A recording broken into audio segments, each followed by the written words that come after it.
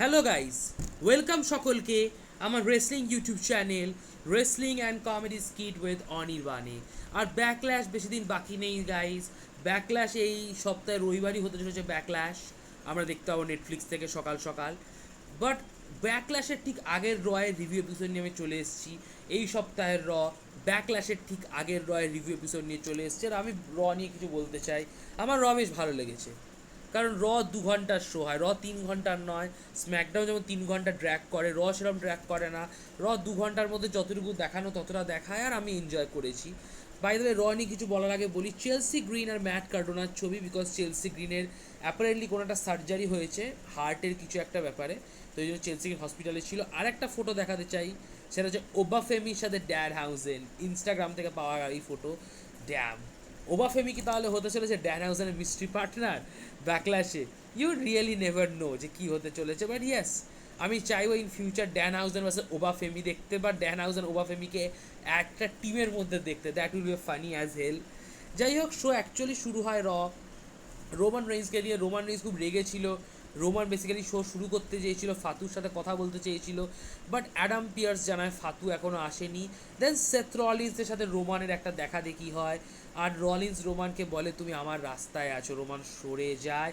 So ইয়াস, Rollins এটা বলে রোমানকে, তুমি আমার রাস্তায় আছো। রলিন্স ভার্সেস রোমান হবে ইন ফিউচার, কেউ আটকাতে পারবে না for the world heavyweight championship. আর আমি চাই সেটা Roman Reigns versus Seth Rollins at SummerSlam, probably for the World Heavyweight Championship, because that match would be banger. যাই হোক, সেথ রলিন্স শো শুরু করতে চায়, বাট ব্রন ব্রেকার পিছন দিকে এসে রলিন্সকে ধুয়ে দেয়। আর রলিন্সকে ধুতেই থাকে ব্রন ব্রেকার, এমনভাবে ধুয়ে থাকে যে ধোপারা ওইভাবে কাপড় ধোয়ে না, যেভাবে ব্রন ব্রেকার রলিন্সকে ধুয়ে দিল। অনেক সিকিউরিটি গার্ড বাঁচাতে এসেছিল, বাট ব্রন ব্রেকার সিকিউরিটি গার্ডদেরও ধুয়ে দেয়, আর রলিন্সকে একটা স্পিয়ার মেরে দেয়। ব্রন ব্রেকার স্ট্যান্ড টল করে, রলিন্স গুঙাতে থাকে। ইয়েস, পেটে হাত রেখে গোঙাতে থাকে সেথ রলিন্স। ভাই, feeling sad for Seth Rollins. প্রতি সপ্তাহে রতে মার খেয়ে যাচ্ছে একটা বাচ্চা ছেলের কাছে। That's very hard time for Seth Rollins. যাই হোক, তো আমার সেগমেন্টটা খুব ভালো লেগেছে, আমি খুব এনজয় করেছি। ব্রন ব্রেকার রলিন্সের পুরো ধুয়ে দিয়েছে। ব্যাক স্টেজে আমরা সেগমেন্ট দেখি যেখানে পল হেম্যান ব্রন ব্রেকারকে বলে যে রলিন্স কি এখনও পুরোপুরি ফিনিশ হয়নি। ব্রেকার বলেন না, বাট দেন লোগান পল বলে ও জো হেনরিকে দেখে নেবে, ও জো হেনরিকে বুঝে নেবে।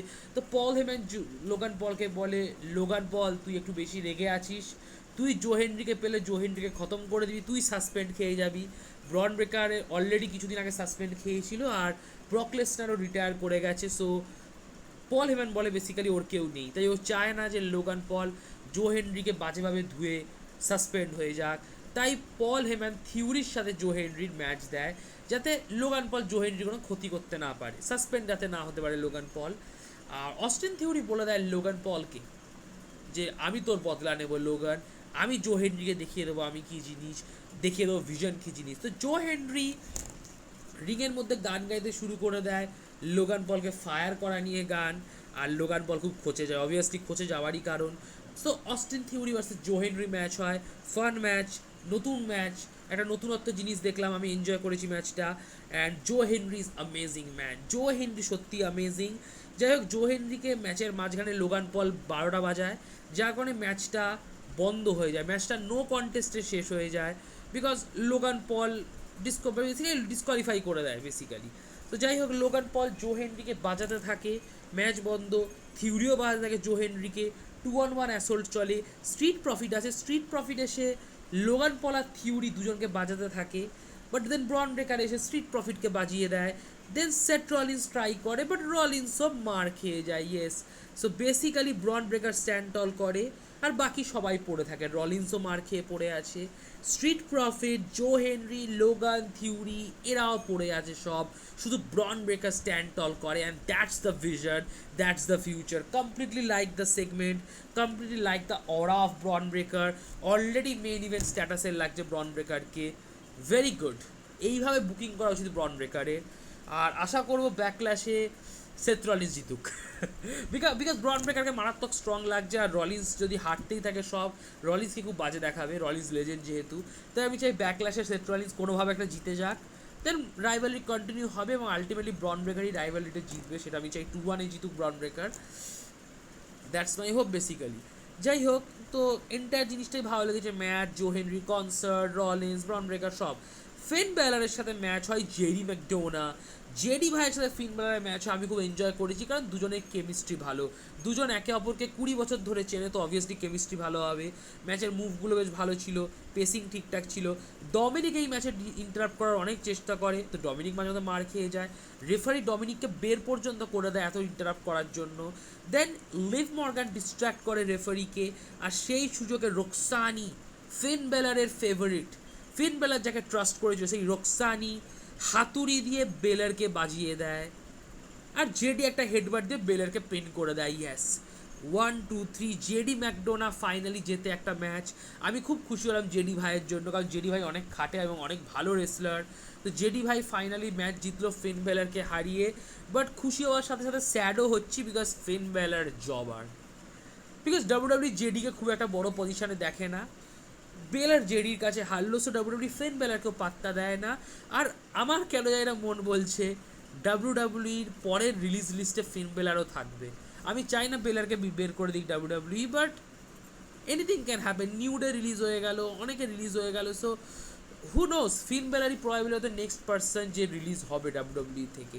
কারণ ফিন বেলার যেভাবে বুকিং দেখছি আমি, খুব একটা ভালো না। লাইক জাজমেন্টে যখন ও ছেড়েছিল, অ্যাটলিস্ট আমি ভেবেছিলাম বেলারের মধ্যে একটা অ্যাগ্রেশন থাকবে, একটা নতুন ক্যারেক্টার দেখতে পারবো, তা না, ফিন বেলার কাইন্ডা ওরকমই আছে জাজমেন্টেতে যেরকম ছিল, জাস্ট এবারে বেবি ফেস হয়ে গেছে, জাস্ট এটাই, আর চিটিংবাজি করে না, বাট এভরি ক্যারেক্টার সেমই লাগে, এমন আহামরি কিছু ডিফারেন্ট হয়নি। তখনও জবারই লাগতো, এখনও জবারই লাগে ফিন বেলারকে।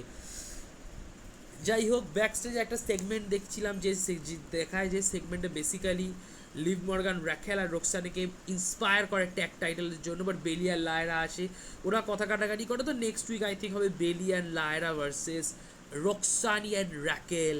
আর আমার বক্তব্য হচ্ছে বেলি লায়রা ট্যাগ টিম আর কতদিন নন টাইটেল থাকবে, লাইক তারা ডিজার্ভ করে টাইটেল, বেলি আর লায়রা দুজনেই ডিজার্ভ করে, বাট আমার মনে হয় ট্রিপল এইচ দুজনের কাউকে দেবে বলে, কারণ ট্রিপল এইচ লাইক করে না প্রবাবলি দুজনের কাউকে। ব্যাকস্টেজ একটা সেগমেন্ট দেখি যেখানে আসকা আর ইয়োস্কার মধ্যে কথা কাটাকাটি হয় জাপানিজ ল্যাঙ্গুয়েজে, যেটার বাংলা ট্রান্সলেশন করলে এটা দাঁড়ায় বেসিক্যালি, ইও বললে যে আসকাকে ও রেসপেক্ট করে, আসকা ওর গুরুদেব ছিল, কোচ ছিল, মেন্টার ছিল, আসকা ওর সেনপেই, তো আসকার এগেনস্টও লড়তে কখনোই চাইনি, বাট লড়তে এবার হবেই। আর আসকা ইওকে বলে তুমি আর সেই ইও নেই, ইও বলে তুমি সেই আসকা নেই, এরকম কথা কাটাকাটি হচ্ছিল। তো আসকা কী করে, ইয়োস্কায়ের মুখে গ্রিন মিস্ট দিয়ে দেয়, ইয়েস, গ্রিন মিস্ট দিয়ে দেয়, ইয়োস্কাই পাগল হয়ে যায় গ্রিন মিস্ট খেয়ে। অ্যান্ড ইয়েস, সো বেসিক্যালি কাইরিসেন নেই, তাও রাইভালরি চলছে, ঠিক আছে, অসুবিধা নেই। আমি চাই যে এই রাইভালরিটা খতম করে দিক, ব্যাকল্যাশে ইওকে জিতিয়ে দিক, ইও জিতবে, রাইভালরি খতম, দ্যাট উইল বি গুড।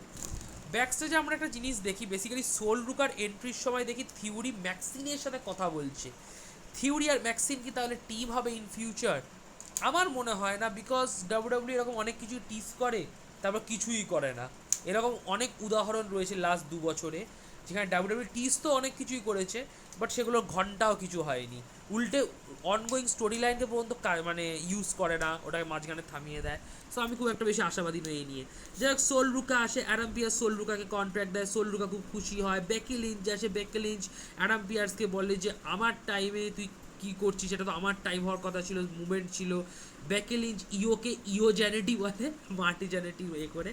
তো যাই হোক, সোল রুকা বেকিকে শুনিয়ে দেয়, সোল রুকা বেকিকে ইগোইস্টিক বিচ বলে দেয়, বেকি খোঁচে যায়, বেকি ঘুষি মারতে যায় সোলকে, সোল ডজ করে দেয়, অ্যাডাম পিয়ার্স ঘুষি খেয়ে যায়, অ্যান্ড ইয়েস অ্যাডাম পিয়ার্স রেগে যায়, and then Sol Ruca Becky লিঞ্চকে সোল স্ন্যাচার দিয়ে বেকির টাইটেলকে ধরে। So yes, in future probably আমরা দেখতে চলেছি Becky Lynch versus Sol Ruca for the women's IC title, and I can't wait. আমি চাই এটা হোক রাইভালরিটা, বেকি লিঞ্চ একটু ফ্রেশ রাইভালরি পাক।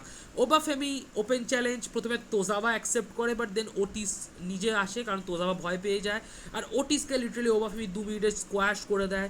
ফান লাগলো আমার, প্লাস 2 মিনিটে খতম করে দিল ওবা ওটিসকে, আর ওবা ম্যাচটা জিতে গেল। অ্যান্ড ইয়েস, ওবা তার অরা বাড়াচ্ছে, বাট এভাবে আর কতদিন? প্রপার রাইভালরি চাই ওবার জন্য। লেসনারকে ওইভাবে হারানোর পর, রিটায়ার করানোর পর যদি এরকম স্কোয়াশ ম্যাচ খেলতে থাকে ওবা, আই থিঙ্ক আমার এটা বলা উচিত যে এটা kind of a bad booking, ঠিক আছে? বেসিক্যালি আই থিঙ্ক চ্যাট জিপিটিকে দিয়ে করানো বুকিং, যে চ্যাট জিপিটি প্লিজ একটা কিছু করো, তো ওরা বলেছে ওভার ওপেন চ্যালেঞ্জ, যেখানে ওভার খালি জবাবদের হারাবে। ইট অ্যাকচুয়ালি ব্যাড বুকিং, আমি বলবো না টেরিবল বুকিং, কারণ মজা আসছে বেশ, বাট ইটস আ ব্যাড। কারণ ওভার লিসনারের মতো প্লেয়ারকে রিটায়ার করানোর পর যদি এই জবারদেরকে হারাতে থাকে, এটা ওভার খুব একটা উন্নতি কিছু করবে না। যাই হোক, 6-man ট্যাগ টিম ম্যাচ হয় তোমার, Chad Gable and Creed Brothers versus Ludwig আর পিট ডান, টাইলার বেট, আমি অ্যাকচুয়াল নামে নিলাম ওদের। 6-man tag match, fun match ছিল, এনজয় করেছি, খুব মজা করেছি, ম্যাচটা ভালো ছিল, এন্টারটেইন ম্যাচ ছিল, ম্যাচের ফিনিশটাও ভালো ছিল। তো ম্যাচের শেষের দিকে চ্যাড গেবেলের টিম জিতে যায়, অরিজিনাল এল গ্রান্ডে আমেরিকানোর টিম জিতে যায়, যখন ওপর থেকে ফ্লাইং হেডবাট দেয় ওজি আমেরিকানো আর পিন করে দেয় কোনো একটা লুডভিকের চেলার মধ্যে কাউকে। ট্যাগ টিম ম্যাচ হয় Penta and Je'Von Evans versus Ethan Page আর রুসেভ। আর এই ম্যাচটা আমার খুব ভালো লেগেছে, কারণ পেন্টা জভান এভান্স দুজনেই হাই ফ্লায়ার, তো এদের ম্যাচ তো ভালো হবেই। এই ট্যাগ টিম ম্যাচটা আমার খুব ভালো লেগেছে, জভান এভান্স অসাধারণ পারফর্ম করেছে আর ম্যাচের ফিনিশটাও ভালো ছিল।